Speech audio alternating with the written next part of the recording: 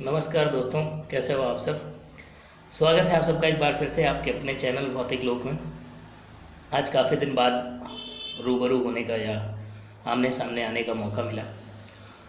मौका क्या, कुछ व्यक्तिगत चीज़ें होती हैं जिसमें थोड़ा समय कम मिलता है। अभी आता भी नहीं, लाइव नहीं आता या फिर वीडियो अपलोड भी नहीं करता, लेकिन कुछ चीज़ें थी जो थोड़ा डिस्कस करने की इच्छा हुई और मन में एक थोड़ी सी भावना जगी कि कुछ बातें हैं जो शेयर की जाएं तो ज़्यादा अच्छा है।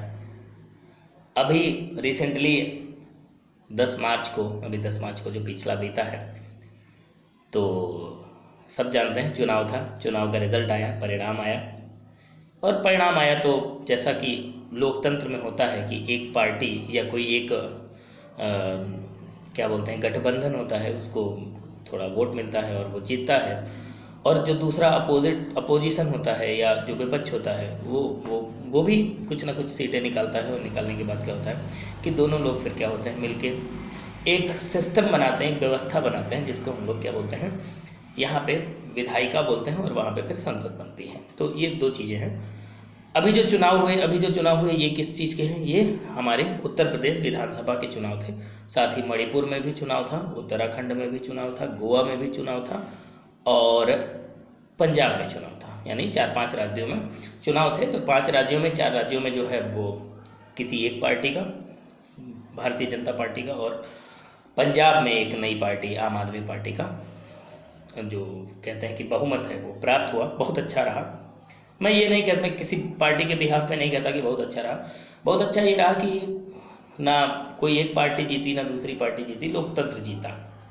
अब लोकतंत्र क्या है, दो चीज़ें होती हैं, एक व्यवस्था होती है प्रजातंत्र की, एक व्यवस्था होती है लोकतंत्र की।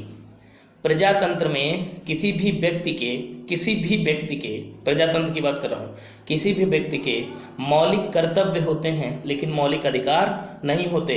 आप पलट के सवाल नहीं पूछ सकते। लेकिन लोकतंत्र क्या होता है, जनता के द्वारा जनता पर शासन क्या है, लोकतंत्र है। यानी लोकतंत्र में आपके अपने मौलिक कर्तव्य भी हैं और आपके अपने मौलिक अधिकार भी हैं। और मौलिक अधिकार में ही आपका एक अधिकार है जिसको बोलते हैं हम लोग क्या, मताधिकार। मताधिकार का सिंपल सा मतलब है कि आपको एक विशेष अधिकार दिया गया है, एक विशेष राइट दिया गया है कि आप अपने वोट का इस्तेमाल कर सकते हैं किसी एक सरकार को चुनने के लिए। ये सब बातें हैं, सब जानते हैं। आज जिस मुद्दे को लेके आया हूँ थोड़ा सा अलग मुद्दा है, सामाजिक चीज़ें हैं। बात यह है कि अभी मैंने देखा थोड़ा सा कि जिसको जीतना था वो जीत गया, जिसको हारना था वो हार गया। अब अभी क्या होता है, अभी डिबेट होता है। डिबेट किस बात का होता है, डिबेट होता है कि फलानी पार्टी जीत गई, उसमें ईवीएम में गड़बड़ी थी, ईवीएम ने ये करा दिया, या उन्होंने बेईमानी कर ली, वो अच्छे नहीं थे, या फलाने हैं वो विशेष संप्रदाय को लेके चलते हैं, वो बेकार हैं, वो खराब हैं, वो उनके अंदर ये कमियां हैं, ये तो फलानी जात बिरादरी को केवल लेकर चलते हैं ना, कतई नहीं। अब जो डिबेट होगी, यानी अभी जो डिबेट होती है, ये कतई हेल्दी डिबेट नहीं है। डिबेट हेल्दी कब थी, before election it was a healthy debate. और debate is a process in which we are just finding pros and cons of something. किसी भी चीज़ की पॉजिटिव चीज़ें और नेगेटिव चीज़ें दोनों खुलकर सामने आती हैं अगर कहीं एक हेल्दी डिबेट होता है। केवल पूर्वाग्रह के तहत ब्रेन में, माइंड में कुछ चीज़ें प्री डिफाइंड करके पहले से सोचकर कि ये तो फला ऐसा है, डिबेट नहीं होती। एक बात। दूसरी चीज़ ये है कि ये हमारे आसपास के लोग डिबेट किससे करेंगे, जिससे दिन भर मिलेंगे, बैठेंगे, बोलेंगे, बातें करेंगे, उन्हीं से डिबेट करेंगे। तो डिबेट हम अपनों के बीच में कर रहे हैं। ये मूल चीज़ें हैं जो जिनको ध्यान रखना है कि डिबेट किससे कर रहे हैं हम, डिबेट अपनों के बीच में कर रहे हैं। 4 लोग जो आमने सामने बैठे हैं, ताश खेल रहे हैं, कहीं चाय पी रहे हैं, कहीं लंच कर रहे हैं, कहीं डिनर कर रहे हैं, या कहीं ऐसे गप्पे लड़ा रहे हैं, 4-5 दोस्त हैं गप्पे लड़ा रहे हैं, तो वहाँ अपनों के बीच में डिबेट हो रही है। तो डिबेट का स्तर कतई इस स्तर पे नहीं गिरना चाहिए कि लौट के एक दूसरे को पसंद करना, एक दूसरे को गाली गलौज देना, इस स्तर पे डिबेट कतई नहीं जाए।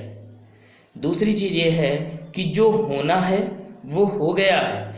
एक छोटी सी बात समझनी है कि लोकतंत्र में सरकार बनाने वाला पक्ष या कोई एक पार्टी जितनी जरूरी है उतनी ही जरूरी विपक्ष की पार्टी भी है।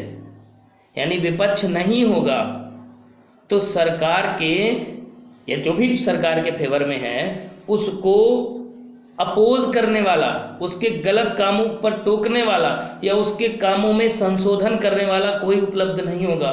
और ऐसी कंडीशन में डिक्टेटरशिप आ जाती है, तानाशाही होता है। और कोई भी देश जहां तानाशाही हो वो डेवलपमेंट नहीं कर सकता। वो क्षणिक हो सकता है, 2-4-10 साल या 1-2 शताब्दी दिखे भले कि हाँ बड़ा भारी डेवलपमेंट हो गया है, लेकिन डेवलपमेंट नहीं हो सकता।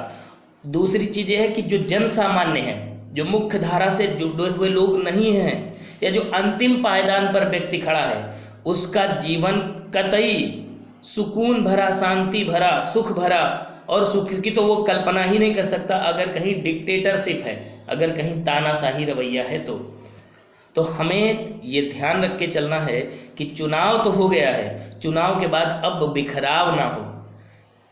कम बिखराव हो गया है। एक पार्टी आई, उसने कहा कि 2 भागों में बंट जाओ, 4 भागों में बंट जाओ, हिंदू अलग बंट जाओ, मुसलमान अलग बंट जाओ, सिख अलग बंट जाओ, ईसाई अलग बंट जाओ। एक पार्टी आई। अब दूसरी पार्टी आई, वो कहती नहीं, हिंदू में भी तुम जनरल अलग बंट जाओ, ओबीसी अलग बंट जाओ, एसटी अलग बंट जाओ, एसटी अलग बंट जाओ। उसके बाद फिर एक पार्टी आती है, वो कहती है ओबीसी में भी भैया तुम फलानी जात के अलग बंट जाओ, ढमाकी जात के अलग बन जाओ, इस जात के अलग बंट जाओ, उस जात के।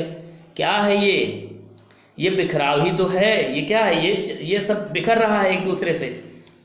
देश हो या हमारी जिंदगी हो, एक कमरा है, रूम है, घर है, घर में अगर एक ही रंग है, एक ही रंग, तो वो घर बहुत खूबसूरत नहीं लगेगा।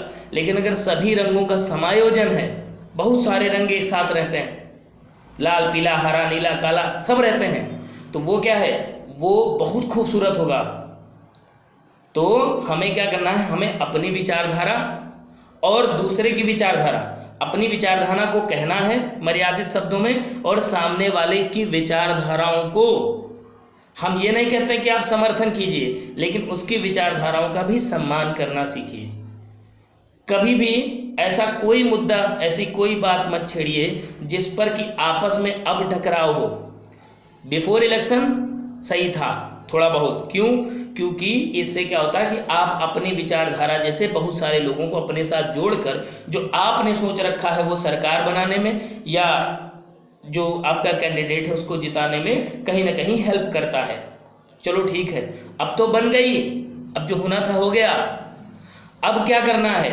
अब आपसी संबंध को मजबूत बना के चलना है, क्योंकि कोई वहाँ से विधायक, सांसद, मंत्री जो बन जाएगा वो लौट के यहाँ नहीं आता।